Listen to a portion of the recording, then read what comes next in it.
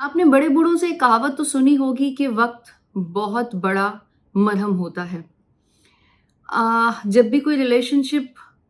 Break हो जाता है या फिर दूरियां पैदा हो जाती हैं या फिर ऐसी सिचुएशन जिसमें आपको अपने पार्टनर को एक्स कहना पड़े,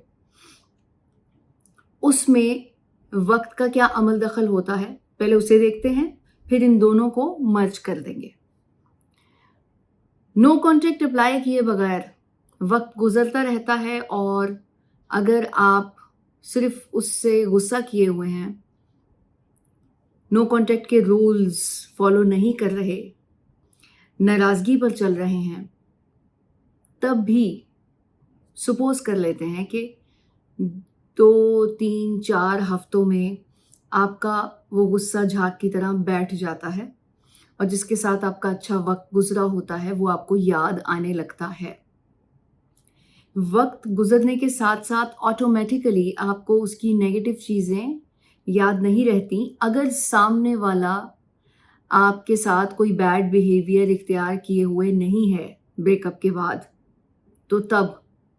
वक्त के साथ साथ आप उसकी उस वक्त की बुरी बातों को भूल जाते हैं जो कि उसने ब्रेकअप के टाइम पर की और खुद ब खुद रिफ्रेन होकर एक क्लेरिफाइड फॉर्म आपके सामने आ जाती है उसकी पर्सनालिटी की और आपको उसकी अच्छी बातें याद आने लग जाती हैं। ये नेचुरल प्रोसेस है, चाहे अगर आप नो कॉन्टेक्ट अप्लाई करें या ना करें, लेकिन शर्त यह है कि सामने वाला चुप कर गया है, आपके साथ कोई नेगेटिव बिहेवियर नहीं कर रहा। अगर आप नो कॉन्टेक्ट अप्लाई करते हैं तो तब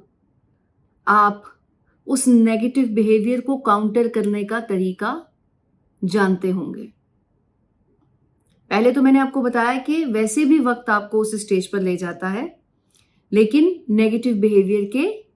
बगैर, अगर सामने वाला चुप कर गया है या कोई गलत बात नहीं कर रहा आपसे। अगर वो कर रहा है तो नो कॉन्टेक्ट का फॉर्मूला लगाएंगे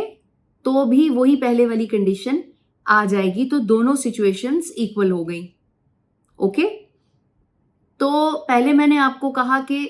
महीना लगा लें या 1.5 महीना लगा लें, उसमें आप उसकी नेगेटिव बातों को भूलना शुरू कर देते हैं और आपको याद आने लगती है क्योंकि हैबिचुअली आप उसके साथ मिलते रहे, आपका कनेक्शन था और अब दोबारा से आपको आपका माइंड उकसा रहा है उस आदत पर